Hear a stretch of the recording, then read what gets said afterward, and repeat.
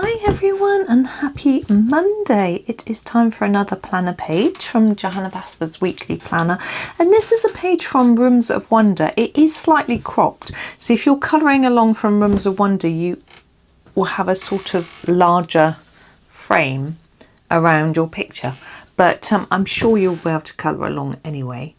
So we have our beehive and honey pots and lovely flowers. Now when I've done this before, I did it very yellow. I can show you actually my previous copy in Rooms of Wonder, just so you can get an idea. I'm going to try and do it differently to the way I did it in this book. I really enjoyed doing it actually, so I'm pleased to have another opportunity to do it, even though I can't actually find it now, which is of course typical while I'm trying to hurry and show you what I did. You may have seen my flip through of Rooms of Wonder anyway, so you might remember. Here it is.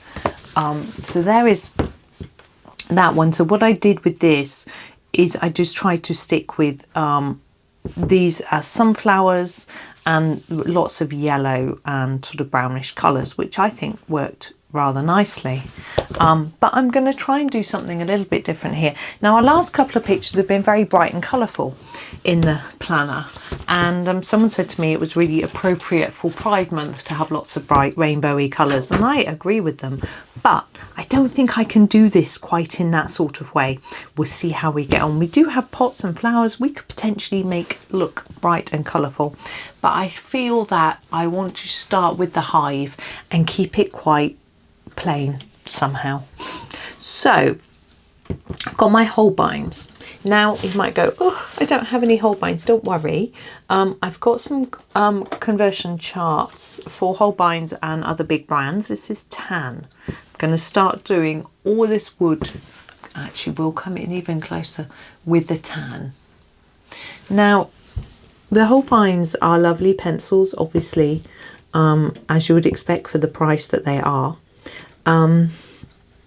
They are soft, so I find you need to layer them up quite a lot, or use a blender to make them sit quite nicely on the paper. It's hard to explain what I mean. You can see a lot of white paper through when you use them, which I find is the same with a Derwent pencil and with a Prismacolor if you press lightly. It is the case with all pencils to some extent, but with a harder pencil you can get it between the tooth of the paper a little bit more easily, I think, whereas the soft pencil tends to skid over the top. But if you layer it up, it slowly builds up and then does form a, you can eventually eliminate that, but you can also use a blending pencil. Now a blending pencil is really for blending, it's not designed to push. That would be more a burnishing pencil, but I tend to use a blending because the burnishers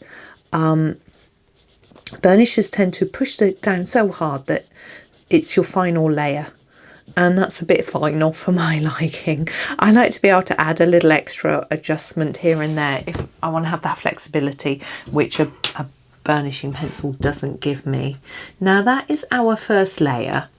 I'm going to use a darker colour now. I'm going to use the burnt umber, which is a slightly reddish brown, not red, but which I think works with this colour.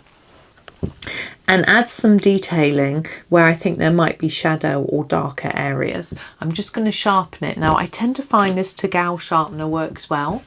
It comes with, well, it came with my set of pencils and sharpens them nicely. Well, this one didn't. I was actually, Becky sent me this one as a lovely gift because it was on my wish list. She's very kind. And yeah, I was singing the praises of the sharpener, which then breaks the pencil, because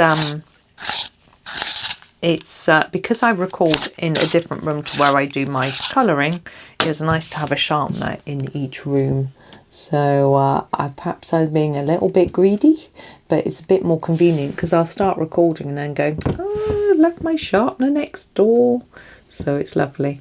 The only thing with the most sharpeners is I don't find that I can get replacement leads. I don't know if that's just a UK thing or an EU thing, you know, to buy. So obviously they're sharp and dangerous. Not leads, blades. I'll get there in the end. So I'm not sure, but I can get them from Stedler, but I have to contact them directly and sort of explain. I don't know what this is tan. Now Stedler, for these Stedler sharpeners, which don't work very well with the Holbein pencils. I'm just going to extend this area of dark here. But Stedler, they will, if you contact them, they'll send a certain amount out for free, or you can pay and have more. We ended up just paying and having a big load because me and husband use these sharpeners a lot. And as soon as your blade gets blunt or dull, I think I've heard people use the term dull, they start breaking your pencils. I mean, that one broke in the Tagal, but I'd emptied it and I don't know why it just decided to break, but I'm sure it's fine. So that's a little bit more, but I still want this to look dark, more intense, but not darker. So I'm going to turn to the pastel section and grab a beige if I can find it. It's really hard to see the colours because they're gold. And my lamp, that's not it. Is that a beige? Yeah, there it is. Really hard to see. So here is a beige. Yeah, and I'm just going to go over all of this in a beige, which will help to intensify the colour without making it darker. So we've got a fairly light wood Beehive. Yeah, so the Holbeins are expensive pencils, as you well know, and you can use alternatives. Now the pastel shades are harder to find alternatives for in some cases. For example, Polychromos really don't have any pastel shades in their set, so you're a bit stuck there really. But Faber-Castell do pastel pencils, they just don't have them in the Polychromos set, so you can get alternatives if you feel you want to. But Prismacolor have a lot of pastels in theirs, so that's a possibility. But also there are a couple of companies that have made copies of the Holbein pastels, not all of them, but most of them. So Brutfun and Macaron, they are a copy of Holbein pastels, and I have those, and they're pretty close. The names are even the same. You know, the colours are pretty close. The pencils are pretty good, to be honest. When I first had Brutfun, looked into Brutfuners, and got their metallics, I was really surprised at how good they were, because I thought they were a budget brand that weren't really, you know, I don't know, I just didn't expect them to be as good.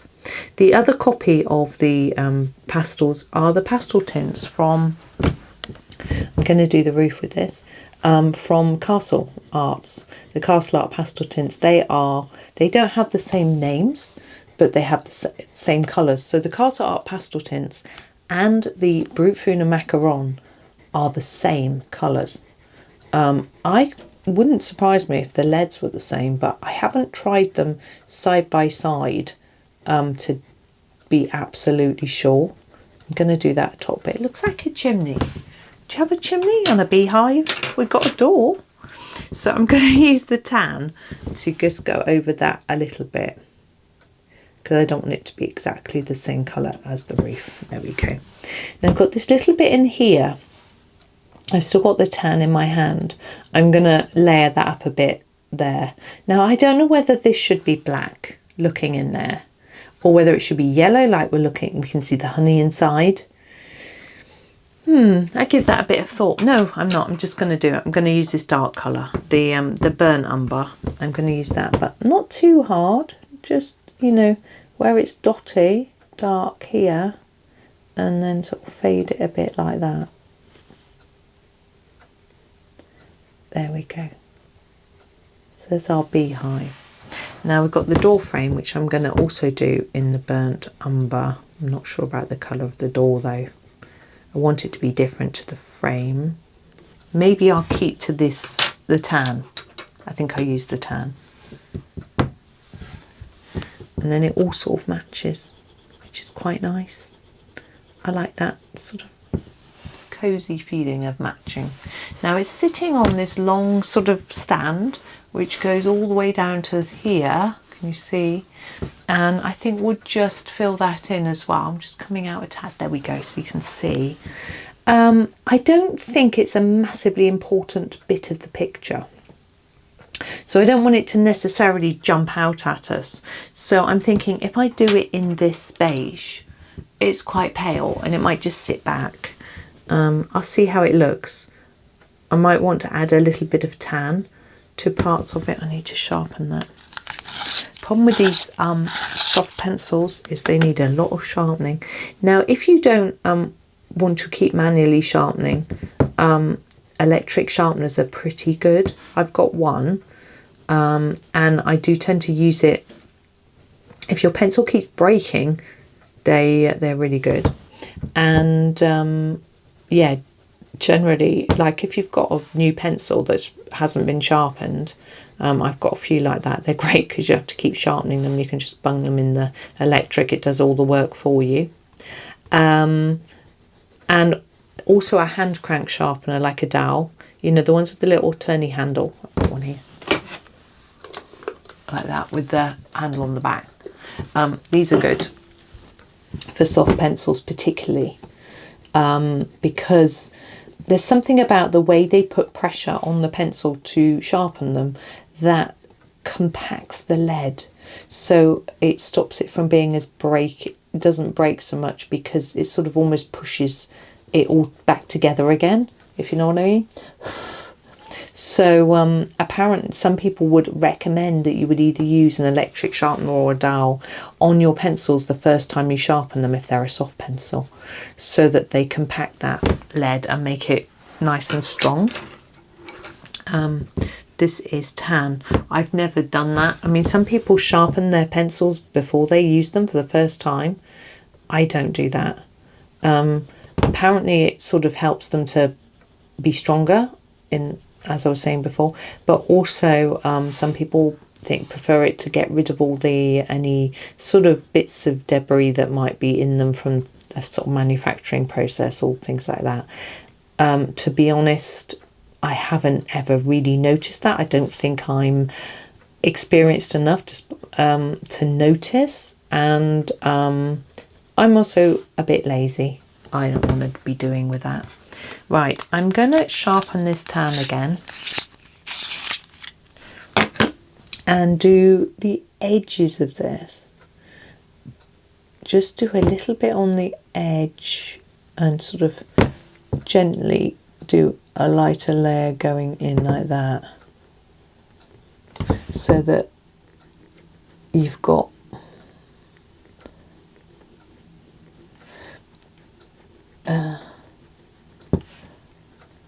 it looks a little bit more rounded. It just sort of finishes it off, I think. Now we've got all this background.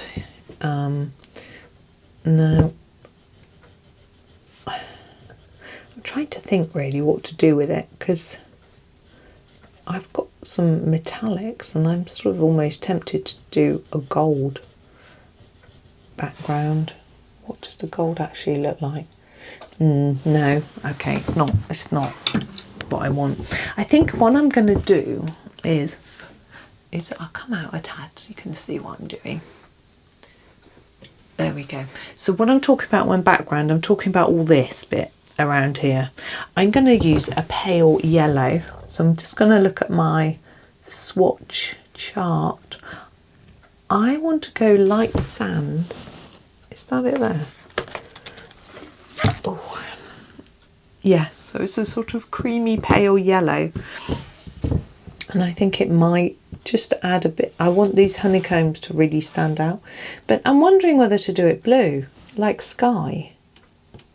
But we're in a factory, it looks like, manufacturing the honey into the jars. Maybe yellow's a bit more. I'm not going to do yellow. I should tell you what, I'm scared of yellow. You know that. So I'm not going to do it yellow. I am going to do a blue. There's a lavender blue, 328. Lavender blue, just trying to find it. There it is. It's a nice pale blue. I'm going to use this. And just colour in the background while I yap to you. So I'm going to use a circular movement, trying to keep it quite even and fairly pale. Okay, like that. Okay, so yeah, I've been out already today. Walked along the canal. There were no ducklings around, which was a shame. Maybe it was a little bit early. Maybe they were still having a little snooze. I could hear blackbirds singing though, which was really lovely. And it was just generally relaxing, and everyone along there is always really friendly, so lots of people to just say hello to, you know, which was really nice. And then I saw one of my son's teachers when the children were in year 1, which is the first year of school, primary, like when you first start school, after you've done your nursery. So you start school when you're 4, and the first year of school you are in what they call reception class, and then the next year is year 1. And she was the year 1 teacher for one of my sons, because they were split up, they weren't in the same class. And she's retired a long time ago, but I had a nice chat with her. I don't normally chat to her because I normally see her when she's either with her husband or I'm with mine, so you know, you don't chat so much. But she was having a little natter, telling me about one of the other teachers as well, and talking about her husband, having a bit of a moan, saying how, you know, how he'll say, oh, let's go on holiday, and then she'll end up having to do all the work. I think it seems to be something women do a little bit of. And he's got a little ache, and he was having physio, and she gets, you know, she says, all men have always got an ache or a pain. I'm just trying to work out what's going on here. There. So we've got a leaf. I think, yeah, that's a petal there. But here, I think that's a gap there. I think that's one there. It's quite hard to tell. You might have to do a bit of guesswork or look at the larger picture in the main book. That helps. So yes, we had a chat, which was nice. Yeah, got some groceries and walked back. So it's nice to have a little walk, and it was nice to get out earlier than I normally do. So that was good.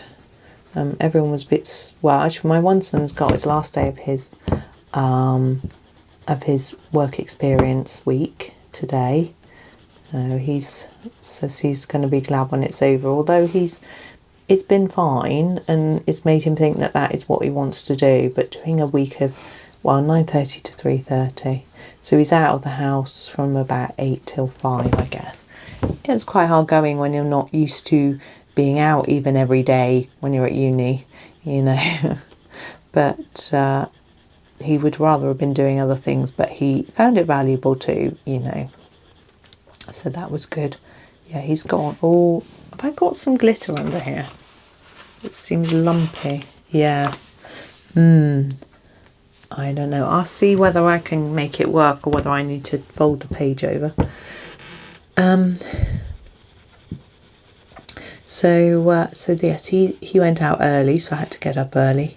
But that was good because I got the kitchen cleaned while he was having his breakfast, and started thinking about the weekend, because I'm recording this a bit early. It's Father's Day this coming weekend.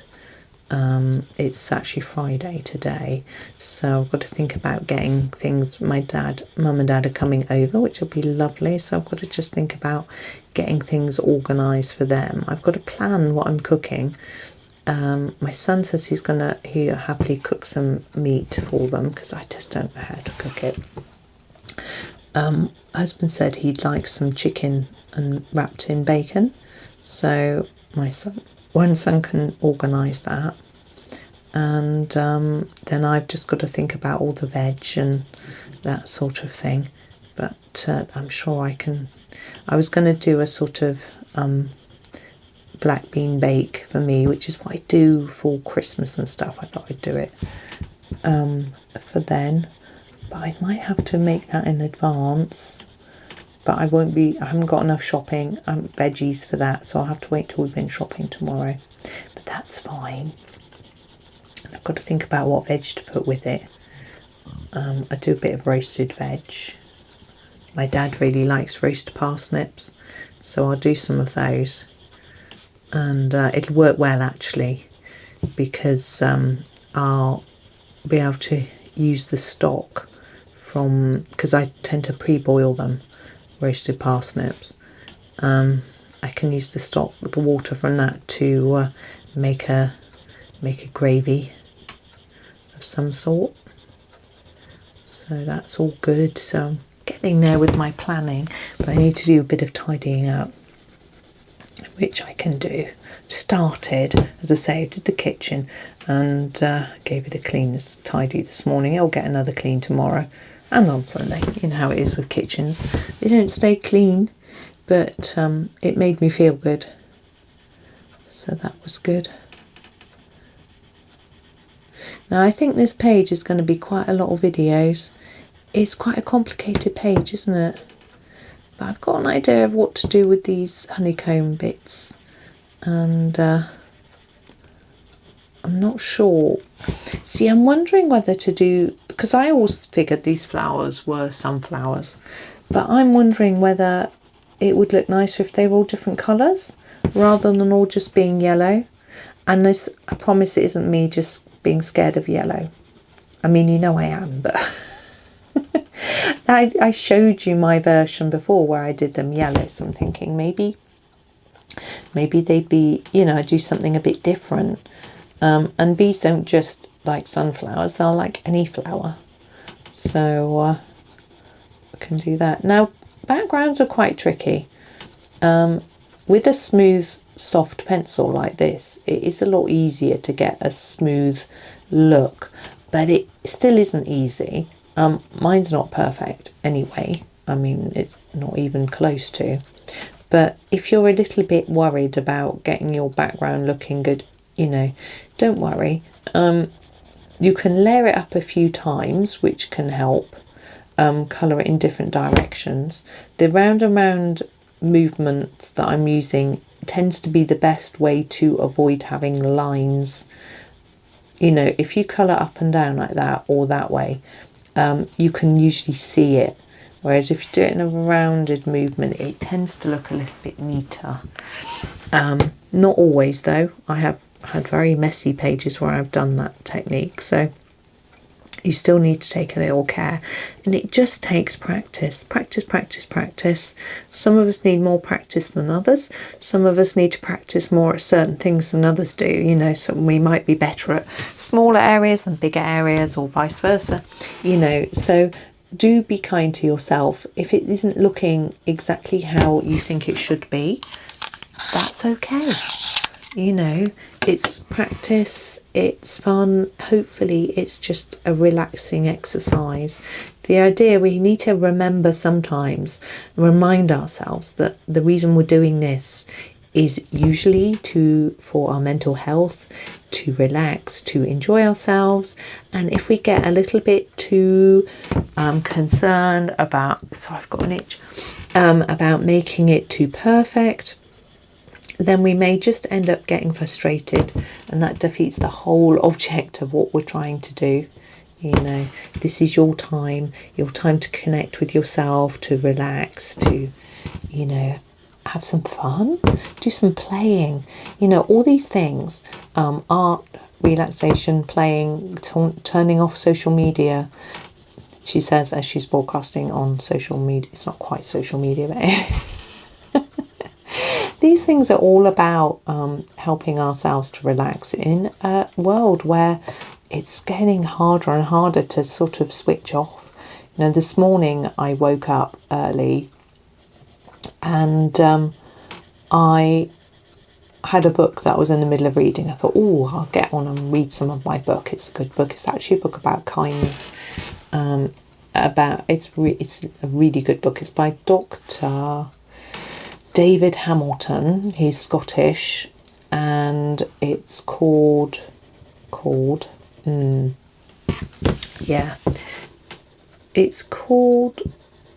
it's got a rude word in the title. It's got the F word in the title.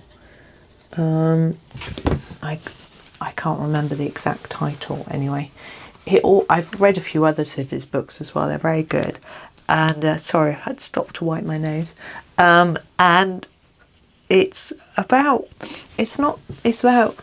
you know, why we should be kind to both other people and ourselves, what difference it makes, and things like that. But before I started reading the lovely book, I had a quick glance at the news and then wished I hadn't, which I think a lot of us do when we look at the news, and I thought, why am I even doing this? So that wasn't, there's never any good news, is there? There was all sorts of things going on which weren't good. I was like, oh. So it was quite interesting, because even just yesterday I was reading some advice from someone saying, before you open yourself to the world in the morning, you should take some time for yourself. So don't switch your phone on early and read the news, look at social media and be bombarded with what's going on in the world. Just take a few minutes to breathe, stretch, maybe exercise, that sort of thing for yourself before you take on what's going on, you know. Which I thought was excellent advice, which I hadn't heeded at all. So, hey. Right, that's my blue. Now, it isn't the neatest blue. I've already said that a few times. Now, there are different ways you can deal with a scruffy background. You can layer over it lots of times, and eventually it might come good. I say might because I've tried this myself, and sometimes it works really well, and sometimes it doesn't work well. Another idea is a blender, a blending pencil. This is a color. I don't know if this works. I'm just scribbling because it's red on the tip. I don't want to. You need to use the same round and round movement that you use with your pencil, and it just helps to sort of burnish and blend it a little bit. Now, what I find is with some blending pencils, they slightly change the colour of the pencil that you've used. Particularly Derwent blender does that. So what it means is that if you blend a little bit of this, like I've started here, if I used this one doesn't do that. This is the color. It doesn't leave a colour behind. I would have to definitely finish the rest with the blender, or else it wouldn't match. So it's worth thinking about that. It's worth trying it out maybe on a piece of scrap paper, deciding whether you want to go through all that effort of blending the whole background, because it's going to take time. You know, I'm doing it quite quickly, very quickly, just to sort of demonstrate and just to, you know, just do a little bit.